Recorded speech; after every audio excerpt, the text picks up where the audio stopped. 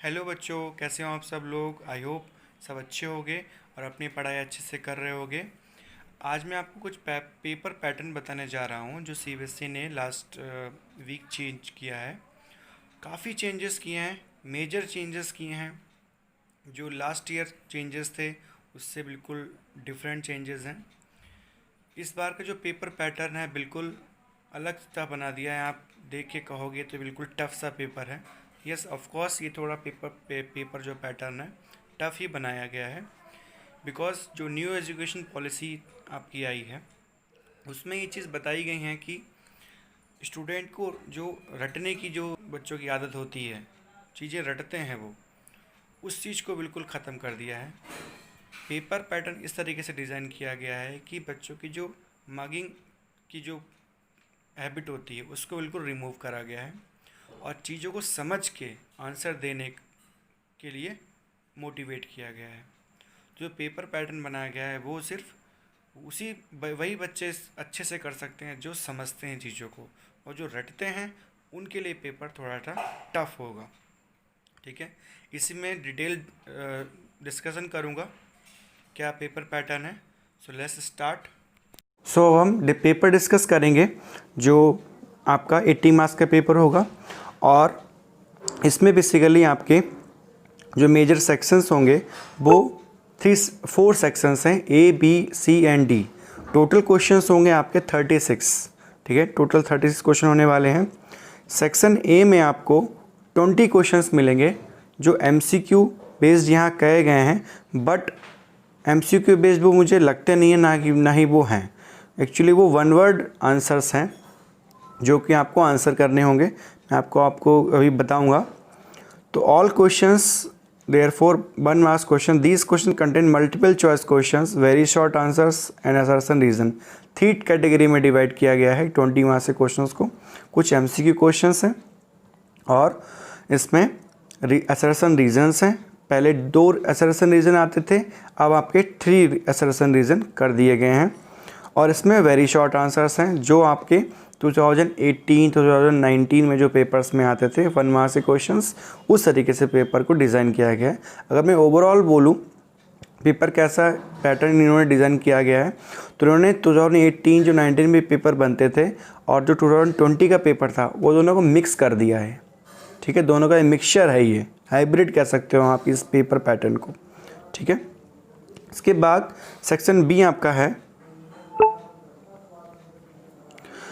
Section B में आपको 21 से 26 क्वेश्चंस हैं। आपको 6 क्वेश्चंस मिलेंगे 2 मार्क्स के। इट मीन्स आपका सेक्शन बी जो है वो हो जाता है 12 मार्क्स का, और सेक्शन ए जो है आपका हो जाता है 20 मार्क्स का। ओके, और इसमें आपको 30 to 50 वर्ड्स में आंसर देना होगा। ठीक है, ये कोई पर्टिकुलर डिफाइन नहीं है, इससे कम भी कुछ आंसर्स हो सकते हैं, तो इसमें पैनिक होने की ज़रूरत नहीं कि 30 वर्ड्स कैसे हम लिखेंगे।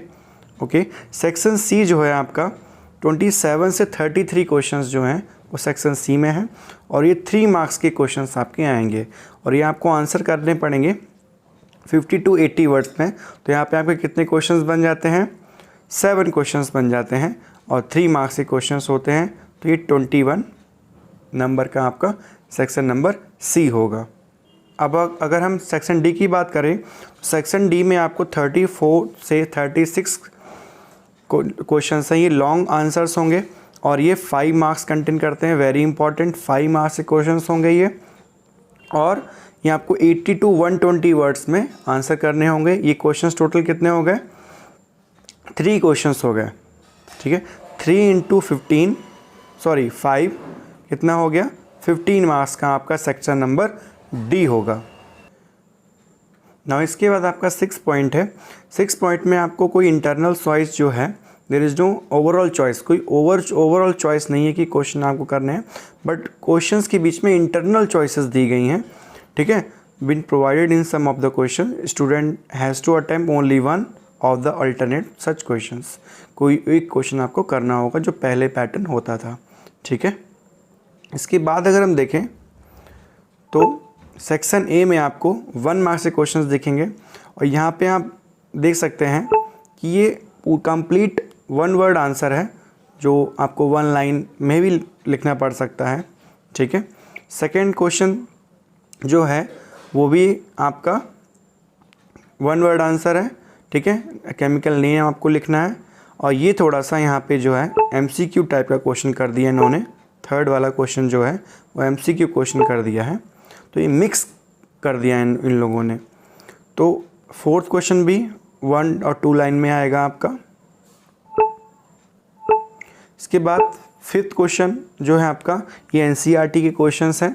NCERT में डायरेक्ट क्वेश्चंस हैं, वो आपको डायरेक्ट दे दिए गए हैं, तो NCERT तो आपको करनी ही पड़ेगी, मस्ट है, ठीक है। और ये भी 6 क्वेश्चन है, 7th क्वेश्चन है। एक ये जो क्वेश्चन है आपका, ये 7th वाला, ये एक्टिविटी बेस्ड क्वेश्चन है, ठीक है। जो भी एक्टिविटी आपकी NCERT में दी गई हैं वो एक्टिविटी आपको सारी करके जानी, क्योंकि CBSE ने डायरेक्ट बोला है कि वो बच्चों को जो रटने की हैबिट होती है उसको ख़त्म कर दिया है बिल्कुल। तो आप लोग एक्टिविटी जो आपके स्कूल में कराई जा रही हैं उस पर बहुत ज़्यादा आप ध्यान देंगे, ठीक है। इसके बाद देखो 8 क्वेश्चन आपको डायग्राम्स भी आएंगे, और 9th क्वेश्चन में आपको सिचुएशन बेस्ड क्वेश्चंस भी हैं। यहाँ पे ये कोई सिचुएशन दे दी जाएगी, उस पर बेस्ड आपको क्वेश्चंस करने होंगे। ये भी थोड़ा सा सोचने वाला क्वेश्चन हो जाता है। तो पेपर पैटर्न इस बार का थोड़ा सा लेवल अप है, आप इसको इजी नहीं कहेंगे, ओके। तो अपनी स्टडीज़ अच्छी रखिए। यहाँ पे बायो के क्वेश्चंस भी मिक्स हैं, ये बायो के क्वेश्चंस हो जाते हैं, ठीक है। पेपर पैटर्न जो फिजिक्स केमिस्ट्री का है उसी तरीके से आपको बायो के क्वेश्चंस मिलेंगे 12, 13। आप देखिए यहाँ पे असर्शन रीजन क्वेश्चंस हैं। असर्शन रीजन पहले 2 आते थे, अब इस बार 3 क्वेश्चंस कर दिए हैं, ठीक है। ये आपको बहुत ध्यान से क्वेश्चन करने होते हैं, क्योंकि सबसे ज़्यादा मिस्टेक्स असर्शन रीजन में ही होती है, ओके। तो ये बहुत ध्यान से करने होते हैं असर्शन रीजन। अगर आपको असर्शन रीजन के बहुत सारे क्वेश्चंस की अगर नीड हो तो आप मुझे कमेंट करके बताना, मैं आपके हर चैप्टर के लिए असर्शन रीजन क्वेश्चंस को रेडी कर दूंगा, आपको मैं वीडियो बना के दे दूंगा, ठीक है। नेक्स्ट है आपका सेक्शन, ये क्वेश्चन नंबर 17 से 20, ये भी आपका 1 मार्क्स है। ये थोड़ा सा यहाँ पे पैराग्राफ दिया गया है, पैराग्राफ दिया गया है, और उस पर बेस्ड आपको क्वेश्चंस दिए गए हैं। ये आप देख लीजिए, पैराग्राफ पे बेस्ड कुछ क्वेश्चंस हैं। यहाँ पे ग्राफ भी दिया गया है, बायोलॉजी में है। तो ये 3-4 क्वेश्चंस हैं, इसमें से आपको सारे क्वेश्चंस ये करने पड़ेंगे। तो ये थोड़ा सा सिचुएशन बेस्ड भी क्वेश्चन है, कह सकते हो कि पैराग्राफ तो छोटा सा है लेकिन इसमें क्वेश्चंस जो हैं वो थोड़ा सा ट्रिकी क्वेश्चंस पूछे गए हैं, तो ये आपको ध्यान रखना पड़ेगा। Now after this you see, questions easy नहीं होते हैं बायोलॉजी के भी। आप अच्छे से बायोलॉजी पढ़िए, कोई प्रॉब्लम आती है तो मुझे बताइए, मैं वीडियोस भी अपलोड कर रहा हूँ टाइम टू टाइम बायोलॉजी के, ठीक है। अगर कोई प्रॉब्लम आ रही तो आप वीडियो को देखिए, ठीक है। इट्स नॉट मैंडेटरी कि आपको देखना ही है, आपकी मर्जी है, ठीक है। आपकी नॉलेज ही बढ़ेगी। That is the best video that I am providing to you, okay. अब 18 क्वेश्चन देखो, ये भी केमिस्ट्री का पोर्शन है। इसमें एक पैराग्राफ दिया गया है, पैराग्राफ बेस्ड आपको क्वेश्चन यहाँ पे पूछा गया है। थोड़ा सा ट्रिकी क्वेश्चन है ये, मेटेलिक नॉन मेटेलिक कैरेक्टर पे बेस्ड है। ये आपको ट्रेंड्स इन जो मॉडर्न पीरियड टेबल होते हैं उस पर बेस्ड क्वेश्चन है ये। इसमें इंटरनल चॉइसेस होती हैं, लाइक 5 आपको MCQ दे दिए, उसमें से 4 करने होते हैं तो इंटरनल चॉइस आपको मिलेगी। फिर देखिए यहाँ पे आपको एक नया क्वेश्चन मिल गया जो कि हमारा पैराग्राफ बेस्ड है। तो पैराग्राफ बेस्ड से क्या होता है, बच्चे को जो रटा रटाया है, जो बच्चा रट के आया है वो नहीं लिख पाएगा, जो पैराग्राफ में लिखा है उसे पढ़ेगा तभी वो अटैम्प्ट कर पाएगा। तो ये थोड़ा सा यूनिक चीज़ इन्होंने CBSE ने निकाली है जो कि अच्छी है, ठीक है, जो न्यू एजुकेशन पॉलिसी उसको फॉलो करते हुए, ठीक है। इसमें भी देखिए पैराग्राफ में आपको 5 ऑप्शंस दिए गए हैं, इसमें आपको 4 टिक करने होंगे, 4 करने होंगे। देखिए यहाँ पे लिखा भी हुआ है, attempt any 4 questions from 1 to 5, okay. इसमें आपको थोड़ा सा रिलैक्सेशन मिल जाता है, ओके। नाउ आफ्टर दिस यहाँ पे 20 क्वेश्चंस जो है फिर से पैराग्राफ देखिए यहाँ पे आ गया है। तो ये बहुत बच्चों के लिए कह सकते हो टफ है, इजी है, बट ओवरऑल कहेंगे तो ये थोड़ा सा, बार बार मैं कह रहा हूँ, paper will not be as easy as you people think of, ठीक है। पहले के पेपर्स इजी होते थे, रिपीटेड क्वेश्चंस आ जाते थे, लर्न करके हमने कुछ भी लिख दिया और हमारे नंबर आ गए। बट यहाँ पे जो सिचुएशन दी गई है उसके अकॉर्डिंग हमें आंसर देना होगा, अपनी मर्जी नहीं चलानी होगी, ठीक है।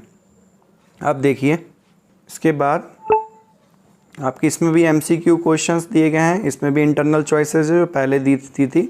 सेक्शन बी में जो देखिए 20 क्वेश्चंस अब कंप्लीट हुए हैं इतने सेक्शंस कंप्लीट होने के बाद। तो अब सेक्शन बी जो है आपका 2 मार्क्स में है। इसमें बायो के क्वेश्चंस और फिजिक्स केमिस्ट्री के क्वेश्चन मिक्स हैं, ठीक है। इसमें इंटरनल चॉइसेस भी दी गई हैं, देखिए यहाँ पे इंटरनल चॉइसेस काफ़ी हैं। तो इसकी तुम आपके लिए पॉजिटिव एक इंडिकेशंस है।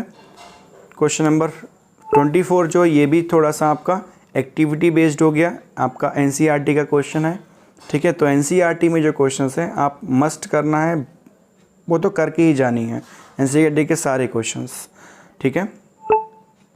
प्रिज्म ये भी देखो थोड़ा सा एक्टिविटी बेस्ड क्वेश्चन हो जाता है, ठीक है। वाइट लाइट है, रेड और वॉयलेट है, तो कौन सा ज़्यादा बैंड होगा, कौन सा बैंड नहीं होगा। मैंने सारे वीडियोस में ये चीज़ सारी डिस्कस की हुई है, ठीक है। अगर वीडियो नहीं देखा है तो देख लेना प्लेलिस्ट में जाके। ये भी देखो यहाँ पे ये थोड़ा इजी है क्वेश्चन 26 वाला। ग्राफ आपको ये सर्किट डायग्राम दिया गया है और आपको कैलकुलेशन बतानी है जो भी इसमें पूछा गया है, टोटल रेजिस्टेंस हमें बताना है, ओके।